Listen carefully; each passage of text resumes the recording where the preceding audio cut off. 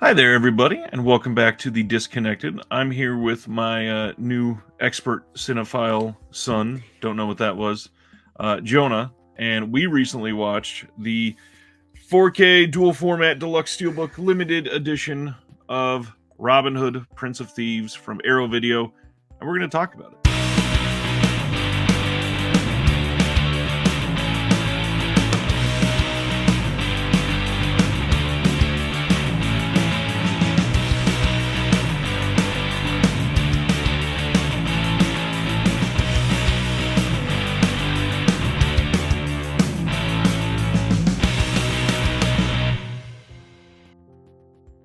So, Jonah, for anybody that has not seen this before, why don't you tell them what this movie is about?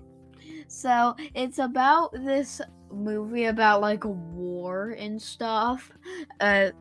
So Robin tries to beat all these other bad guys with like bows and swords, and and they have to like travel and a lot of stuff.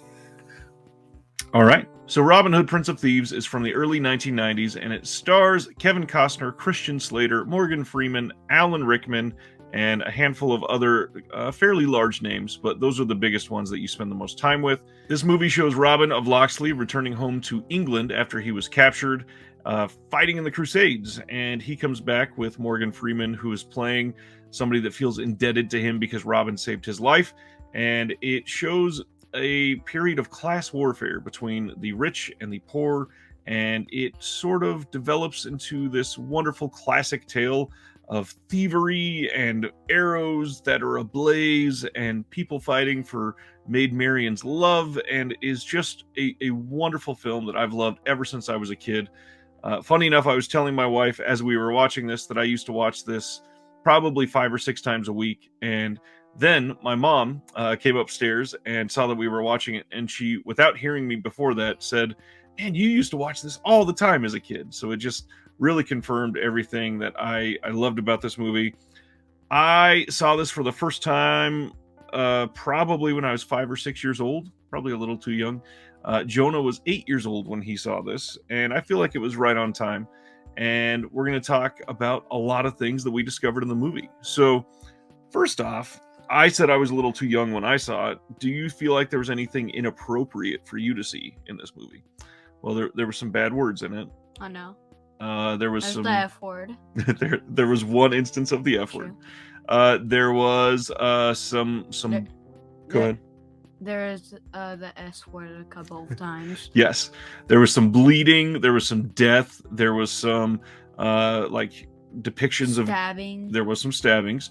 There was some guys about to get hung, and choked. Yeah, was any of that scary for you in any way? Was any of it shocking? Because you haven't seen anything like a lot of that before. So I'm going to break down a few of the aspects of this. And first, I want to talk about the packaging. We got a nice hard box on this release from Arrow Video, and it's got the flimsy J card that is pointless on the back. I got the deluxe steelbook version because this is one of my favorite movies of all time. So this is the steelbook that it came in. Love the art that they did on this. And there is the entire picture on the inside. We've got a 4K disc and a Blu-ray disc and inner art on the steelbook. It came with a few different things. It had a decent sized book that was inside of it. Unfortunately, there is, as you can see, a little bit of writing in the front, and then suddenly it is all pictures for the rest of the book. So even though it's almost 60 pages long, the writing of it is literally only in the first 19 pages, and even about half of those are taken up with little cartoon drawings. The cartoon drawings also came on this little pamphlet that they put in the steelbook as well. I like the art style on these, but it's on very flimsy paper, and it kind of feels like magazine paper. So not a whole lot that you can do with something like this, perhaps. But then the other things, we got a full-size poster, the classic Arrow size. I believe it's 18 by 24. This is the new art, and then the classic poster art, of course. And finally, it came with some art cards. So while I'm showing these, Jonah, why don't you start by telling everybody maybe the most exciting part of this movie? So probably at like the end because it's all like a big war for Marion's love. It's a war for Marion's love. Mhm. And were you surprised by how it ended at all? What was surprising about it? Because all of the bad guys' members died. And Robin's team really took him out. Mm. And was there anything about this that made you think that it was trying to like teach you something to learn, maybe? No. So one of the things that I've always taken away from this movie is that it feels like it's really stressing the difference between the people that are poor and the people that are rich. And in the classic Robin Hood story, we are, we see Robin as a character that takes money from the rich and gives it to the poor. Did you feel like that was happening here? Yeah. And do you think that is a good thing? Do you think that's a bad thing? It's a good thing. Why is that a good thing to It's you? a bad thing for the bad guys, but a good thing for the poor people so they can like get more food and stuff. And isn't that important? Mm-hmm. Because they're in woods. They are in the woods. You are correct. And the people that are rich and what you're calling the bad guys, they live in like a giant castle, right? Yeah.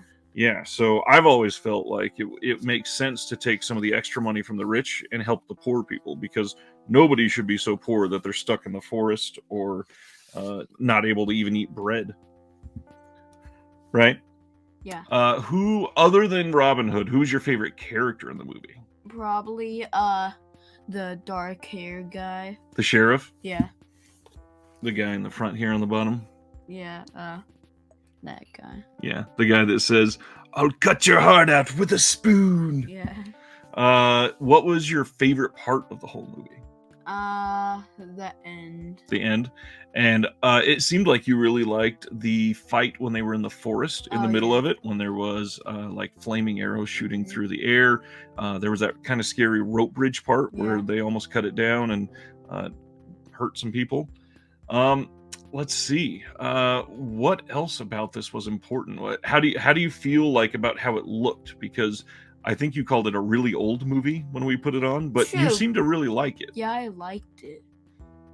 It was just really old because the movie looked old, not the actual design of it though and stuff. Just how it was filmed. Yeah. And after you watched it and it's over, would you like to watch more movies from around that time, or do you feel like it was too old? It wasn't like old. That was weird, but it was weird, yes.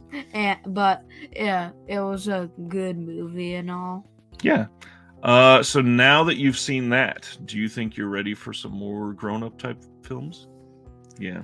You say you're ready for some more like grown-up type movies. Which type of movies do you think you're ready for now? Like Scream, like Halloween. There's nothing like Robin Hood. It has killing in it. Well, just because it has killing doesn't mean it's the same. Those are actual scary movies. Not true. It is true. They're horror movies. That's what it's about. Horror is not scary for me. All right. Well, I'm glad you got to watch it with me. It was one of my favorite movies growing up. Do you want to watch that movie again soon? Or yes, you do? Or you feel like just once is enough? No. Good to know. Anything else you want to share about the movie? Because we didn't say a whole lot. I don't really remember anything else. The last thing I'll say is really enjoyed the way it looked. I have not watched it in quite some time because I only had a DVD, and the 4K on this looks pretty good. It was a little bit of a soft transfer, but with the way that it was filmed, it's going to be a very grain heavy film no matter what. So I get that. Not a lot of brand new special features. We got a lot of archival special features. So we've got an audio commentary with the director and Kevin Costner, audio commentary with Morgan Freeman and Christian Slater, and the writers and producers Penn Densham and John Watson. There is a making of, which is brand new, and this is a multi-part documentary featuring new interviews with Densham Watson, director of photography Douglas Milsom, editor Peter Boyle, costume designer John Bloomfield, and many more members of the creative team. And I believe the team that put that together is Elijah Drenner's team, and it's really well made as usual. They also have a featurette documentary on here hosted by Pierce Brosnan from 1991 that is called Robin Hood, the Myth, the Man, the Movie. And then there is some older interviews from 1991 with the cast. And then, of course, we had to have a special Bryan Adams performing Everything I Do It For You. This one at Slane Castle in Ireland.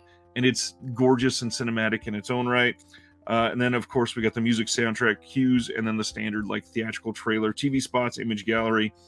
Overall, really solid package. If you had to give this a score out of 10, what score would you give it? Like a 10.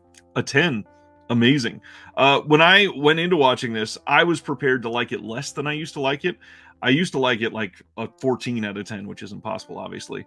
But when we watched it, I watched this and went, this is somehow even better than I remember it. So I expected to give it like maybe like a 7 out of 10. This is probably like a 9.5 out of 10 for me. I adore this movie, and I would be fine watching this movie at least once a year. It is easily one of my favorites of all time. Love this movie, even with all of the terrible accents. Me too. All right, until next time, Jonah, you want to tell everybody anything before we sign out? All right. Make sure you give the video a like and share around if you enjoy it, and we'll see you next time.